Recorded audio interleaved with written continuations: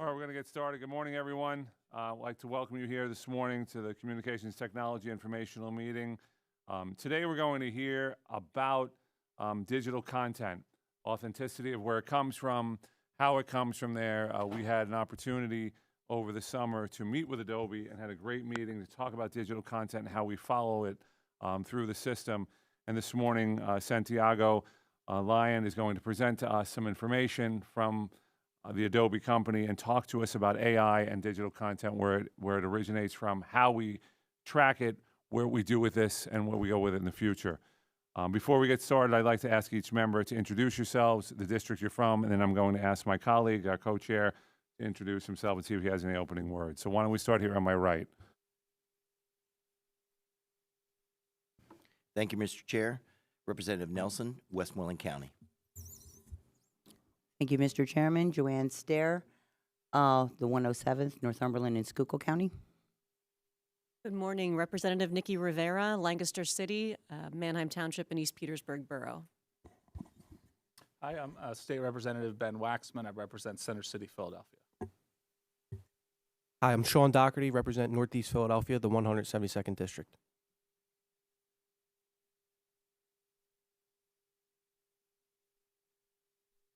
Joe Diorsi, York County.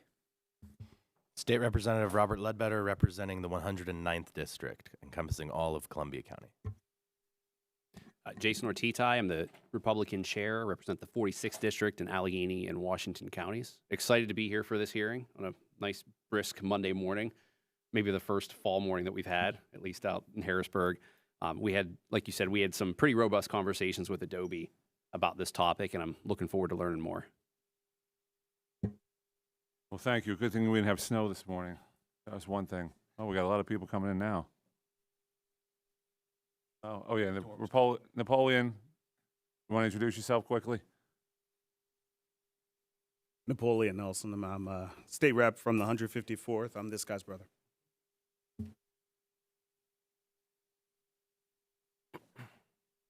All right, we got to ask, where did everyone just arrive from? It looks like a bus arrived. Cities around Pennsylvania. Student science policy groups around Pennsylvania. Oh, so you came just to see the two of us. Well, we're thrilled to have you guys here. We will be signing autographs after. Santiago, we went from a small group to a room that's packed just for you. They're all here for you. I'll take it. All right, well, now we could really get going. Lindsay, you want to introduce yourself quickly and we'll start? All right. Well, we're thrilled to have you here with us this morning, and I see you brought an audience with you, so if the applause is good, we know this worked out well. So, Santiago, why don't you introduce yourself and then get started on the whole hearing? Sure, thank you. So this is my first time in Harrisburg. It's wonderful to be here. Thank you for your warm welcome. I look forward to spending the next little while talking to you about the work that we're doing. And these all people, I bust them in just for this purpose. They're all friends, close friends. So my name is Santiago Lyon. I head up advocacy and education for something called the Content Authenticity Initiative that I'm going to explain to you in a little minute. My background is in journalism. I spent 35 years working in journalism, mainly for the Associated Press, where I was, in chronological order, a general news and sports photographer photographing world events, politicians, sports, etc. I then spent 10 years photographing war and conflict around the world. I photographed 9 wars on 4 continents. I was taken prisoner by Saddam Hussein. I was wounded in Bosnia. And I lost a lot of colleagues to violent deaths in the sake of, telling the world's story. After that, I became the vice president in charge of photography for the Associated Press, a job I did for almost 15 years, overseeing a staff of about 1,000 photographers around the world, producing about 1 million pictures a year. So clearly the area of authenticity and transparency is very important to me. I've dedicated my whole life to it, and I'm very fortunate to be doing this work now, which is in many ways an extension of that work, albeit through a slightly different prism. The Content Authenticity Initiative was started by Adobe way back in 2019, which seems like ancient history, and it was really done in response to work that our research scientists were doing at Adobe, and as research scientists, they were sort of peeping around the corner and seeing where technology was headed. And what they saw was alternatively exciting and alarming. And so with that in mind, we decided to do something that would benefit the entire community. So everything that you're about to see pretty much is open source, which is to say anybody and everybody can use it, including Adobe's business competitors. And that's important to note, that this is an effort that is really based on the philosophy that the rising tide rises all boats, not just Adobe's. We live in a world where, you know, I can create a video like this with a few clicks of my keyboard. Obviously, this is an animated one, but I can also do hyper-realistic stuff.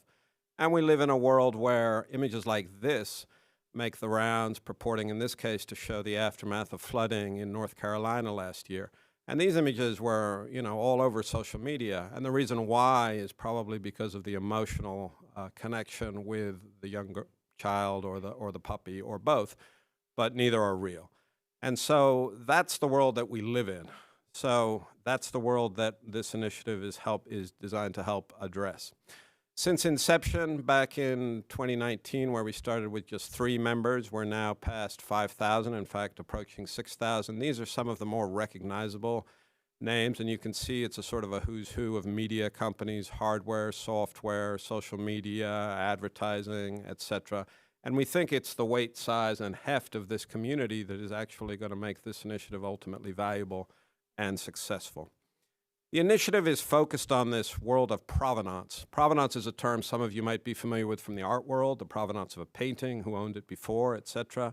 In this particular instance, provenance refers to the basic facts about the origins of a piece of digital content. Where did it come from? How might it have been manipulated along its journey? And then sharing some or all of that information with the viewer. So provenance really is what we're focused on, but that's just one of several pillars of transparency and authenticity.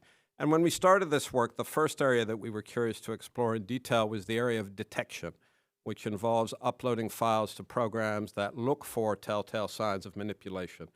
Things like inconsistent pixel structures, sloppy photoshopping, impossible combinations of lighting sources, etc. And while detection can certainly be useful on an ad hoc basis for individual images or for small amounts of images, it has a couple of fundamental problems. It's not scalable, it just takes too long. It's not particularly accurate. Detection technology, even today, at its very best, can get about 98% accurate, which sounds pretty good, except that 2% in this day and age could account for hundreds of millions of images. And the other thing about detection that's problematic is that it's invariably an arms race with bad actors trying to stay one step ahead of the latest detection software. So for that reason, we deliberately decided not to play in the detection space, recognizing its value on an ad hoc basis and recognizing the value of our work in the detection process. Instead, we're focused on 3 other areas. Policy. So as we know, around the world, legislation is being enacted that is mandating some level of transparency around the use of AI. So we spend a lot of time engaging with policymakers and lawmakers such as yourselves to make sure that you have a deep and complete understanding of all the nuances and all the complications that come with technology of this nature, with a view to help you make sensible and useful policy that's well grounded in science. The other area that we increasingly look at is the area of education. And in education, we really think about 3 different areas. We think about classroom education, media literacy for young people, which unfortunately is a very irregular landscape. In a couple of countries, it's taught very well. In most countries, it's taught irregularly, and in some countries, it's not taught at all. And that seems to be a huge opportunity to help young people navigate an increasingly complicated digital world. The other 2 areas of education that we focus on are societal education, so educating society at large as to this provenance work when we reach that critical mass of implementation. And the third would be consumer education. Dear reader of the Daily Bugle, here's what this provenance label means, etc. But as I mentioned at the start, our main focus for the purposes of this conversation is around provenance. So provenance then becomes about proving what things are as opposed to detecting what they're not. And the journey thus far over the last 5 years has been very interesting. We've been working with creators who are interested in provenance as it relates to attribution and in some cases copyright protection and protection from data scraping, which is at the basis of all these AI engines. We've been working with the news media around trust and bolstering the trust that's at the core of all news media. We've been working with the generative AI companies around transparency. They're interested in transparency as it relates to legislation, which is being introduced in many countries and at a state level in some states in the United States. We've been working with corporations around brand reputation and consumer protection. The insurance industry is interested in provenance as it relates to digital material that accompanies insurance claims. The auditing community also. Law enforcement is very interested as we're seeing AI evidence, digital evidence, disrupting and casting doubt in legal proceedings. How is a court of law supposed to know that that photograph or that video purporting to show somebody doing something is actually real? And then there's a host of other things that you can see here: medical, scientific, election, archival, et cetera. And so what this tells us is that we live in an era over the last several years where, because of developments in generative AI, whether large language models or text-to-image or text-to-video, it's cast a shadow of doubt over everything. It's what some people refer to as the liar's dividend. If I can lie about one thing, the payment that I get for lying about it is that I call everything else into question.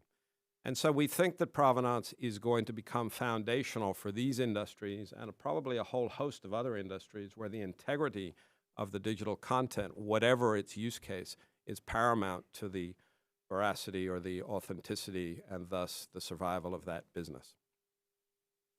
Now I'm going to introduce the sort of the technology, if you like, and this term content credentials. You'll hear me talking about that a lot. Content credentials come from an underlying standards organization that I'll get to in a minute, but you can think of content credentials as a digital nutrition label.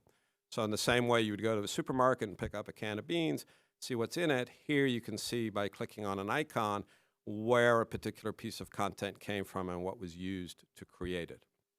We've been doing work with photography, with video, with audio, with generative AI, and more. And I'm going to get into now how this actually works and how we are aspiring to make it successful. So as I mentioned, content credentials comes from the standards organization that Adobe helped to set up called the C2PA, the Coalition for Content Provenance and Authenticity. And I'll dig into that in a little more detail in a minute. But essentially, in order to make this work, we've had to divide our labor up into a number of areas, starting with capture. So here what we're doing is working with the hardware manufacturers, manufacturers of cameras and smartphones, and even the generative AI companies, to get this technology embedded into those hardware devices at production, meaning that when you buy a camera or a smartphone, it comes out of the box with content credentials on it. You can choose to activate or deactivate depending on what the default setting is, but it allows you to say this image was made with this particular phone or this particular camera. And we've made great progress, as you'll see in a minute, where all the major Japanese camera manufacturers are dropping or have dropped products with C2PA technology in it. Ditto for most of the major smartphone manufacturers, with one notable exception, and we're making very good progress there. The next area that we look at is editing. So here we've incorporated this into editing software, and what this allows the user to do is see what changes were made in the editing process. I cropped an image, I toned it, I darkened it, I lightened it, I can go back and see what changes were made. This is already in a number of Adobe products and in some non-Adobe products, given the open source nature of all of this. So good progress there. The third area that we look at is publishing.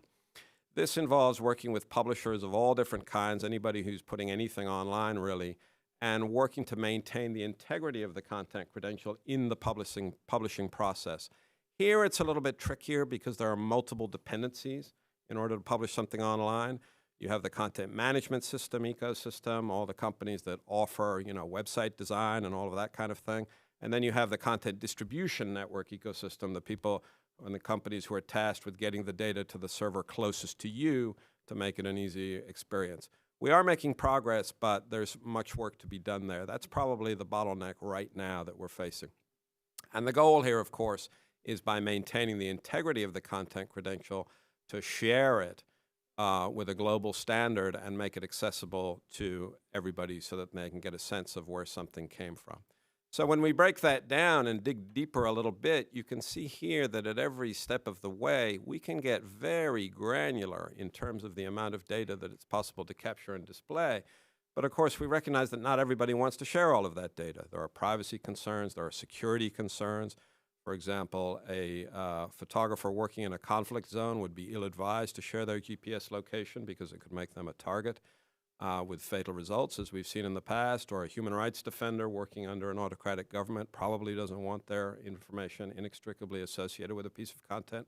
So the way that we deal with those use cases is that ultimately all of this is customizable, and the user can choose how much or how little information they want to share, with the goal being that they share something in the absence of information currently.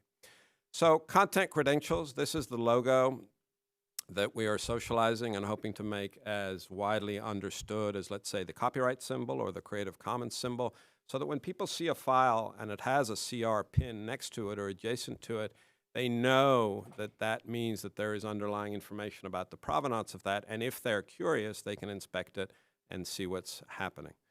In terms of the durability of this, we use a number of technological techniques here, but the most resilient version of content credentials, which we're now incorporating into some of our products, and others are too outside of Adobe, is this combination of, number one, cryptographically secure metadata.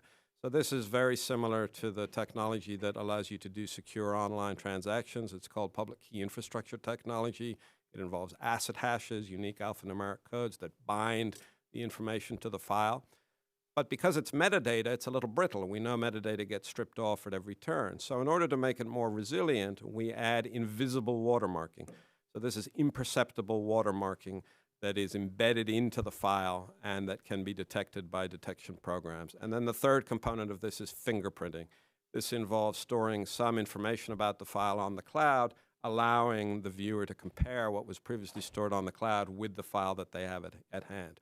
Each of these things in isolation has its vulnerabilities, but when you combine them like this, they are stronger than the sum of their parts, and this is about as resilient as it can get right now. We routinely engage with what we call red team companies to try and break stuff for us, and they tell us this is pretty good. We also offer this notion of creator opt-out. One of the big concerns for creators and owners of intellectual property is that data scraping companies have been scraping essentially the entire internet and using it to train AI, whether it's large language models or whether it's generative AI, usually without the permission or the knowledge of the owners of that intellectual property. And the courts, up until now, have found in favor of the AI companies, and the plaintiffs haven't gotten much relief, but we're starting to see that change a little bit. There was a case a few weeks ago where a company called Anthropic was ordered by a court to pay authors whose work it had used to train their large language models. So we're starting to see a shift. We'll see what happens long run, but one of the things that the creative community was very interested in was the ability to clearly label their material, do not train. And so in this iteration of content credentials, they can label that. Of course, that's dependent on the data scraping companies respecting that label, but that relationship between the law and what they might be obliged to do is to be determined. It's a good start, though.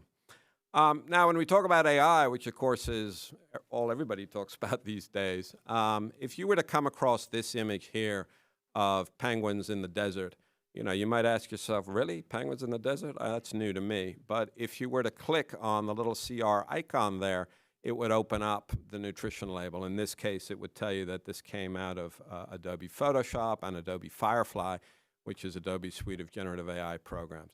So the good news in the AI space is that everything that Firefly produces, which is Adobe's suite of generative AI programs, gets a content credential attached automatically when you download the asset.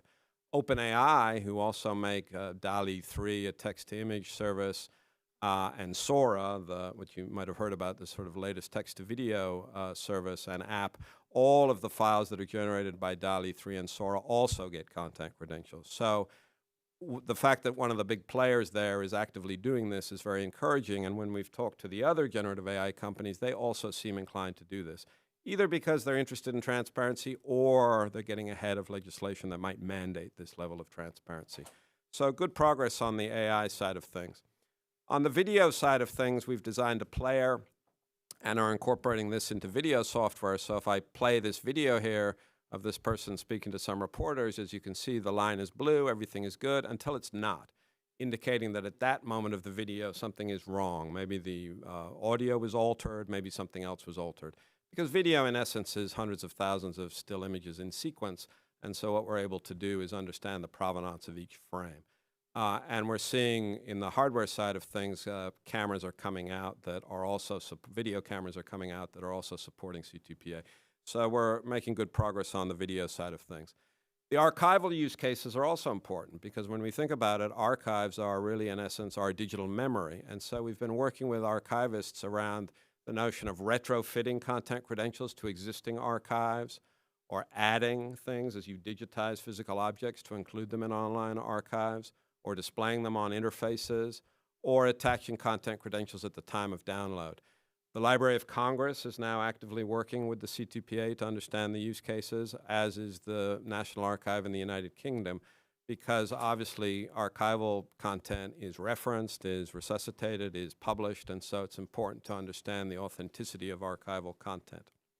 Now, all of this comes out of this organization, the Coalition for Content Provenance and Authenticity, or to give it its shorter name, C2PA.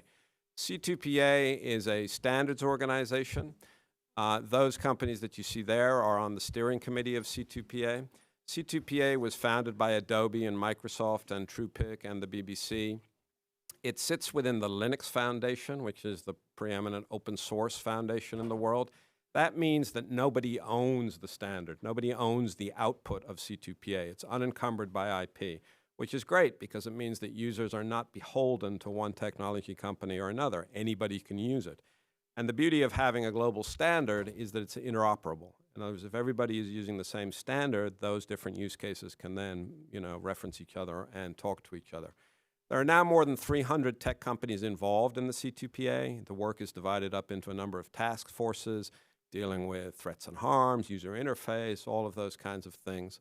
Adobe chairs the technical working group, and the standard is on its way to becoming an ISO standard from the International Standards Organization, which is really good because if it gets that stamp of approval from ISO, then the standards regulating bodies in every geography will know that it's passed muster and can be safely implemented. So the work of the C2PA is hugely important. Every so often, there's another version of the standard that's released based on the research and the implementation work that's being done. I think we're now in version 2.2, about to hit version 2.3. So great work on the standard sides of things.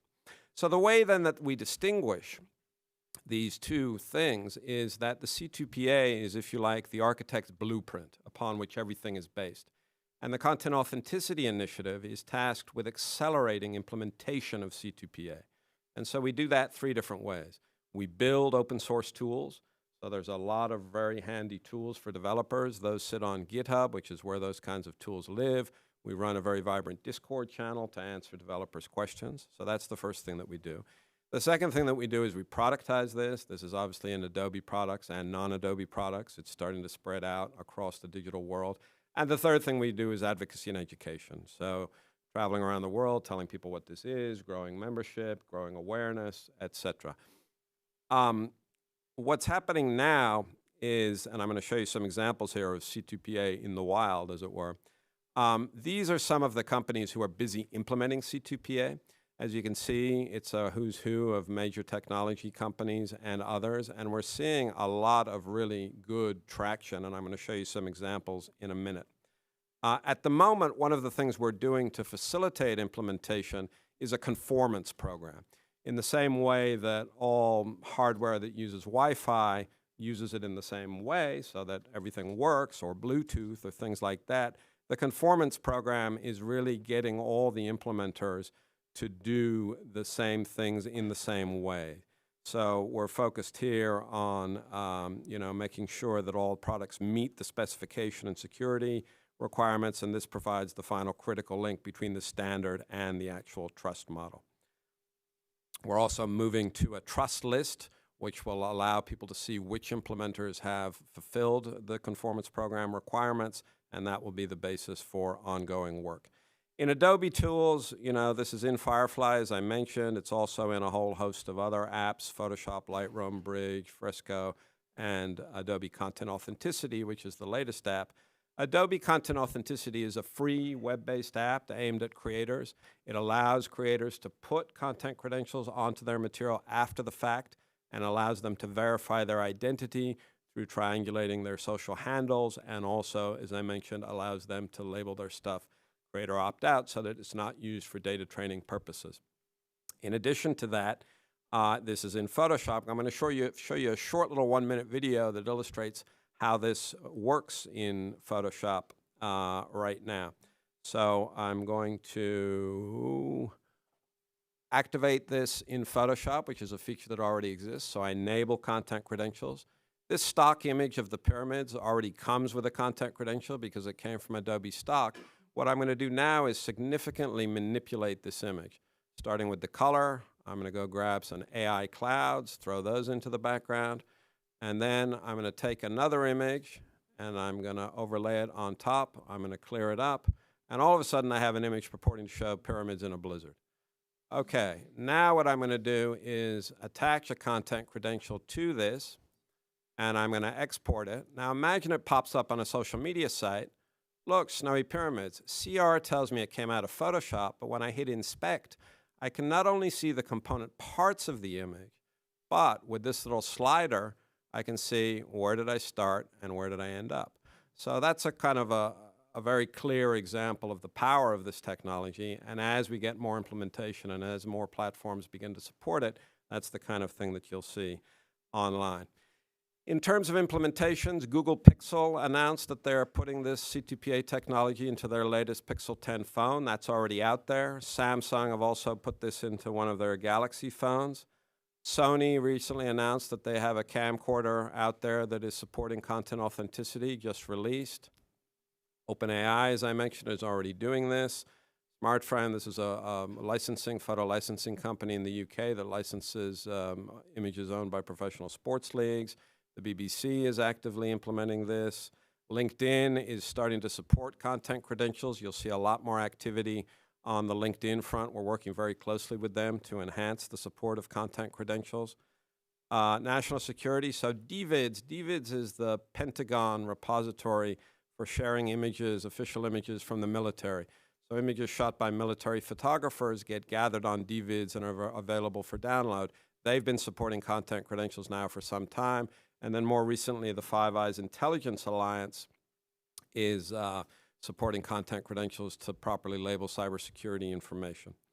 What we're looking at now is enterprise content credentials.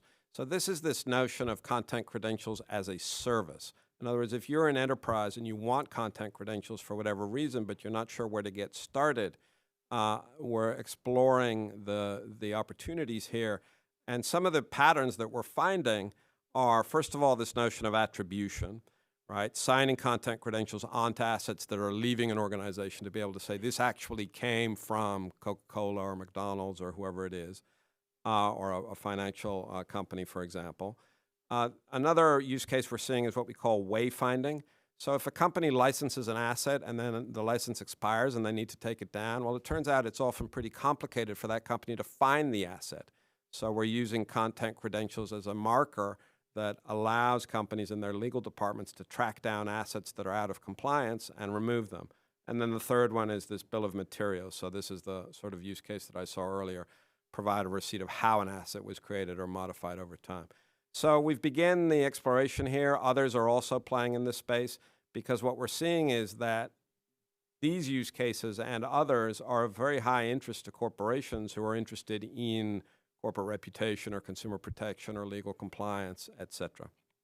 So the recommendation here then in the sort of public policy space that I would like to make is encourage folks to set a standard for trusted digital ecosystem. Lead by example, encouraging other trusted entities, public institutions, media organizations to adopt content credentials to foster this broader culture of digital content authenticity.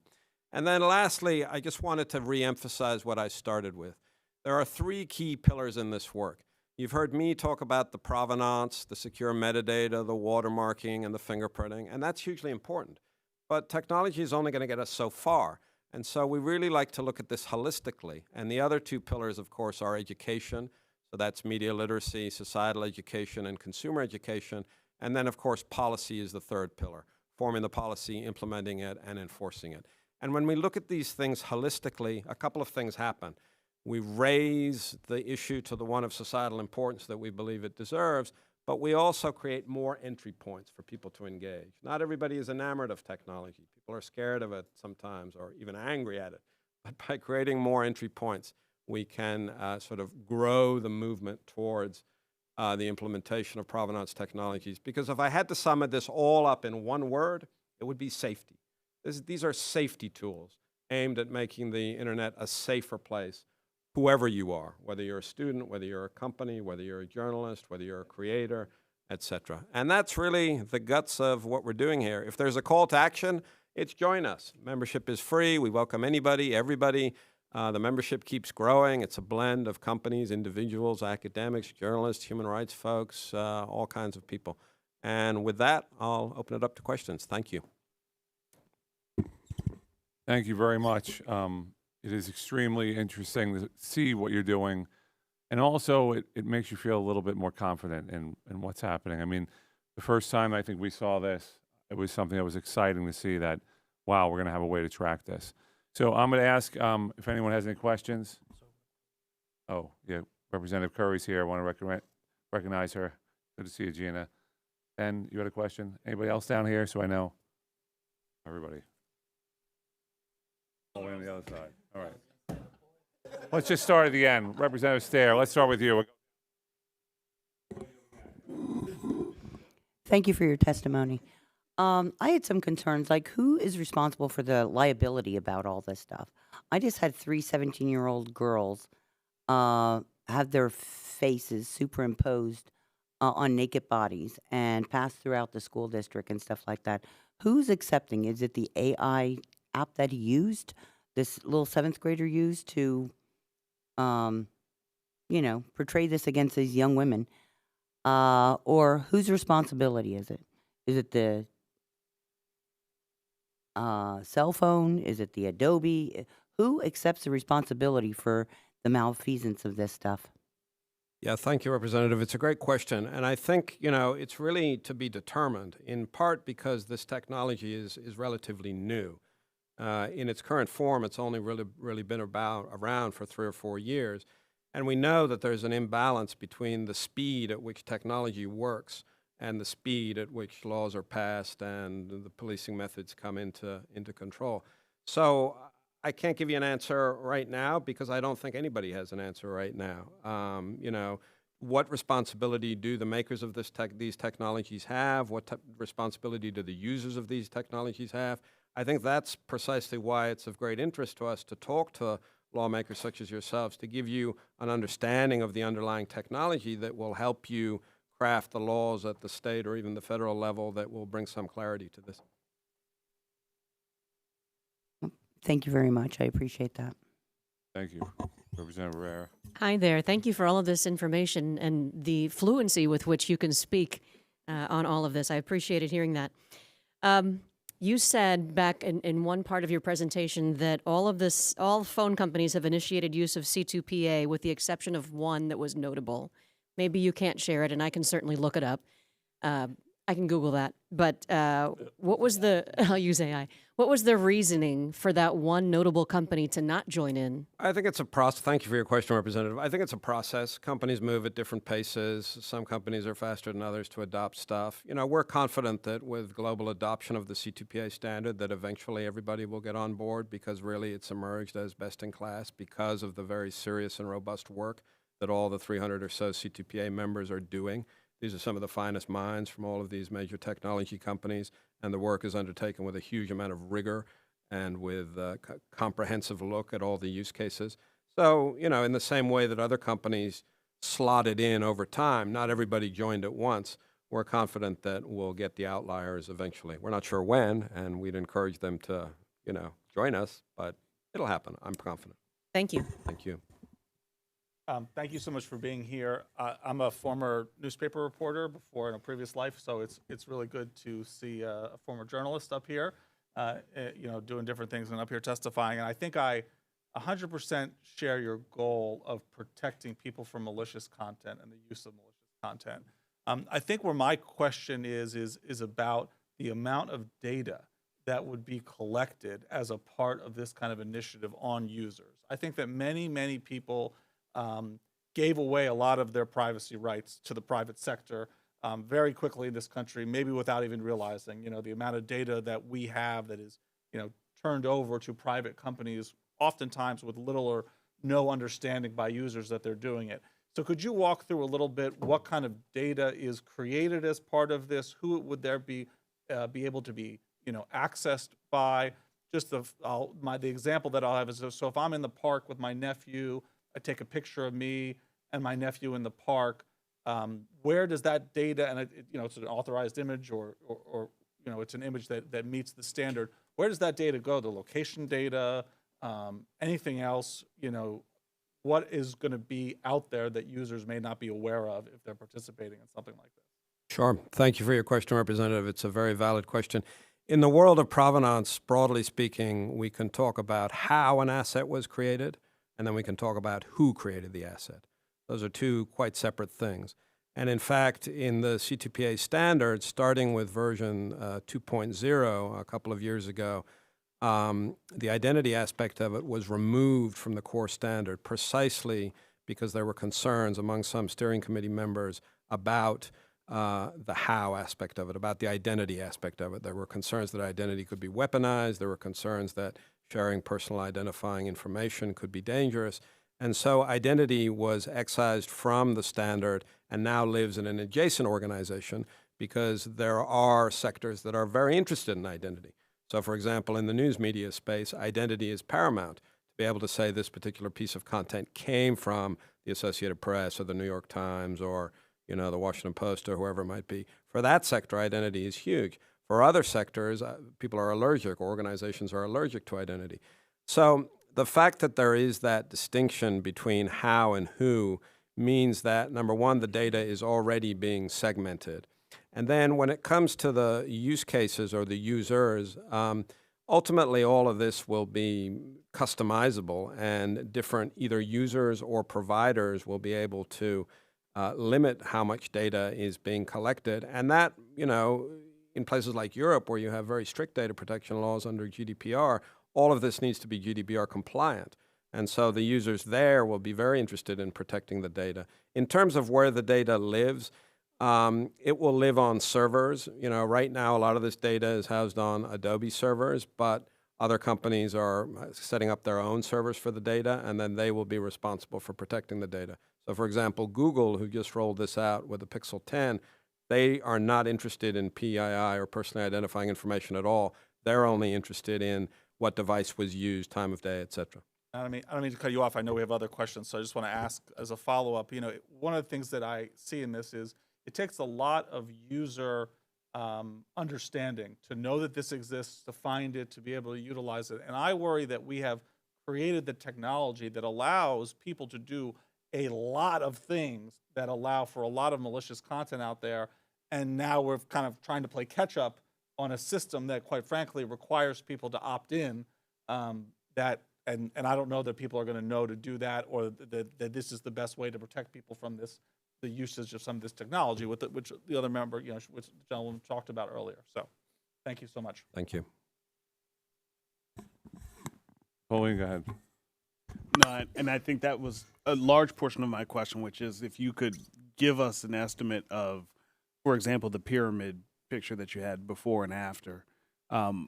The ability to do that requires how much additional, and you can just scale of, how much more data are we now capturing to be able to do that level of attribution of before and after? Sorry.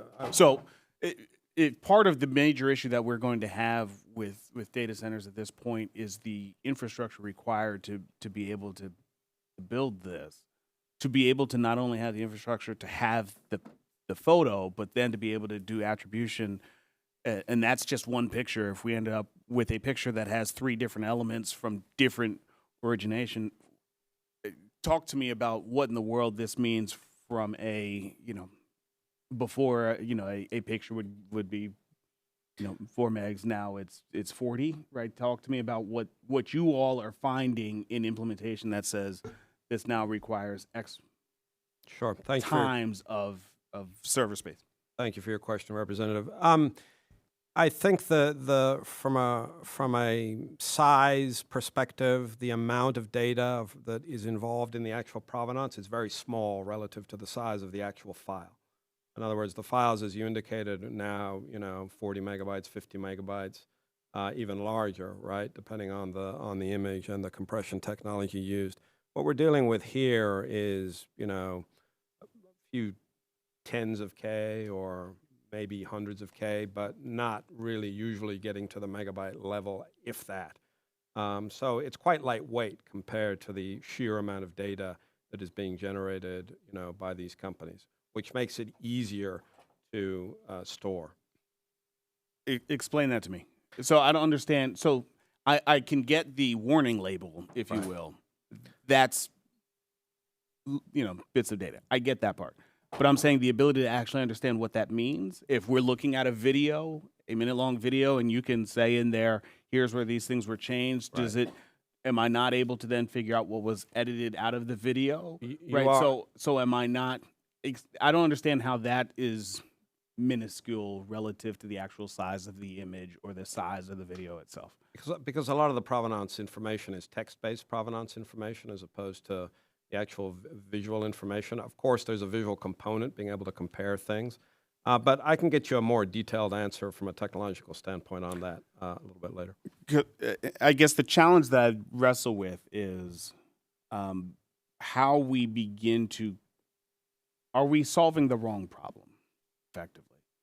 I think this is useful from a monetization perspective, the ability to attribute where perhaps an image or a product began. But if what we're trying to figure out is where is there sensationalized fake imagery, fake video, I don't know that requires us to build this level of,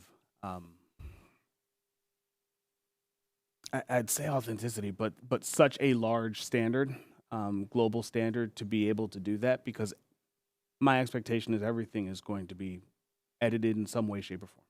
Yeah, it's a great question. I mean, the normalization of AI is already happening. We're seeing it creep into our lives. People are using it for different purposes every day. At some point, AI will become part and parcel of everything we do. I think the analogy that we like to use, that I used at the beginning, was this notion of a digital nutrition label. In other words, if I walk into a supermarket, every bit of packaged food that's there has a label on it that tells me something about where it came from, what's in it, how many calories, sugar, sodium, etc. That's not to say that I look at every nutrition label. I might only look at ones if I have a dietary concern or a health concern or whatever the case may be, but I know it's there. And so as it relates to this, if all of the content out there had a content credential on it, then the content that didn't have the content credentials on it would merit a second look as to why. In other words, it becomes a kind of a safety/compliance thing. If everything has a label, not to say that you want to look at every label, but you know that it's there. The other nuance here, of course, is that these labels right now are often being used for sort of AI flagging purposes. In other words, let's use a content credential if something has AI in it. As AI gets normalized, it's going to be, let's use a content credential for everything and then tell us how much AI is being used and how important it is.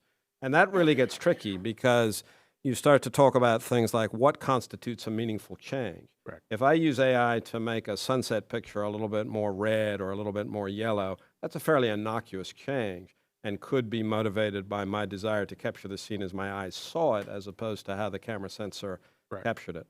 If I use AI to put my head on your shoulders or vice versa, that's a much more dramatic change. Correct. So what's the threshold? And I think one of the answers here comes back to the area of education and the area of getting people much more aware of the nature of what they're consuming and providing them with the tools to make those kinds of distinctions and judgment calls. In other words, how much sugar is too much sugar in packaged goods? And I'll finish. Thank you so much. With the notion that There are two major images that everyone's seen recently, and I'm an elected official, so I'll take them in politics. One is a picture of the White House with the East Wing taken down with the erecting of a Death Star. Terrible image, right? The other is Hakeem Jeffries, Chuck Schumer with sombreros and things. Both are horrific. Both were based on a credentializable photo, correct? So both of those could have a content credential label on them. What are we getting now from the content label? That's what I'm trying to wrestle with. Is it going to be able to allow people to understand how much and what? And if so, then we've got to have the image and then all of the underlying images behind it, because it could be a real sombrero. Right? It could be an authentic image of a sombrero. That's, I guess, what I'm trying to wrestle with when I ask these questions. It's a great question. I mean, at the very basic level, you would be able to say this image was created using, digital tools. This image was manipulated. This image was not an original image, right? And then depending on how the technology is implemented, more detail as to what tools were used, where did the elements come from, et cetera. But at the very least, with provenance, you get that transparency, and that allows you to, make a judgment. But of course, the education component is usually important. Once you click on a content credential, how do you make that accessible to everybody? And the demographics vary. My grandmother, for example, would probably have a bit of difficulty understanding what metadata is, whereas somebody from a different demographic, a digital native, so to speak, would be much more in tune with that. And that's where I think the educational aspects of it, particularly classroom and societal education, is fundamental to all of this work. Thank you for that question. I mean, I'd hope everyone knows the Death Star isn't real, but, we don't know. But, and Darth Vader isn't real, although some people think he is. Moving on, Representative Dorsey. All right, and Powell next. Thank you, Mr. Chairman, and thank you, sir, for your testimony. So definitely a righteous concept. When you were talking about the regulation of archival content, digital content, I couldn't help it but have the image of Orwell's 1984, The Ministry of Truth. Winston Smith his job is to revise historical documents, in a nefarious way. And I understand that's a fictional work. But my question here is, and I believe some of my colleagues share this concern, is who exactly is the arbiter, of this information? So first question, is it just Adobe?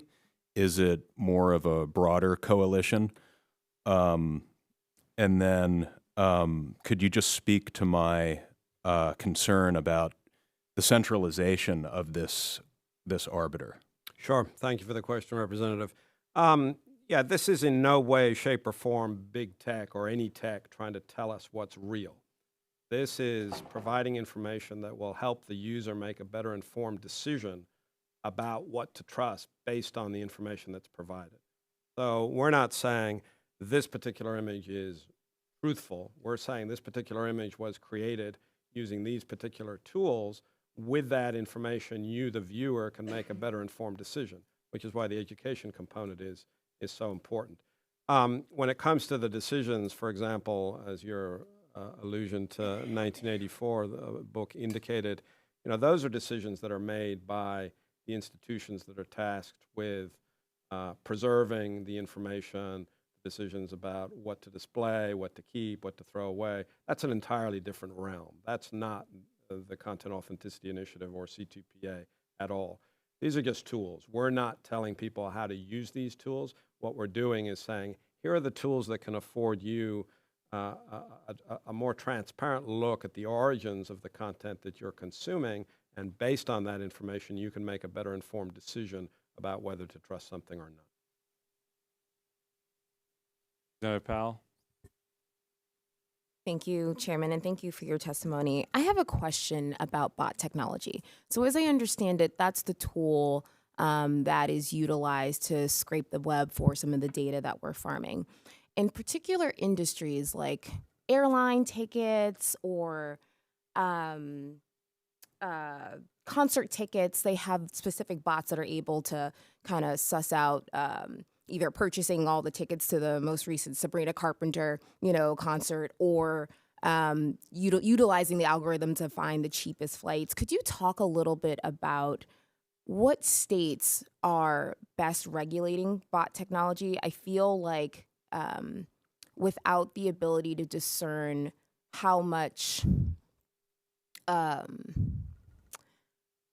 much kind of free reign that they have, they can be incredibly dangerous. Could you talk a little bit more about that, and possibly if there are other states that are doing a good job in more tightly regulating bot technology and what they've done?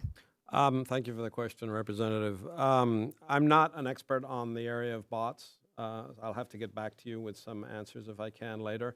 But writ large, we're entering this world of what we call agentic technology, which is essentially bots that are using AI to become increasingly more sophisticated, so that when you get on a website, which happens right now, and a little bot pops up and says, "How can I help you?" We've all had those experiences. Depending on how you phrase your question, the answer is more or less useful. That technology is fast evolving because they're starting to incorporate the level of AI that is being generated by large language models, so the answers are much more sophisticated.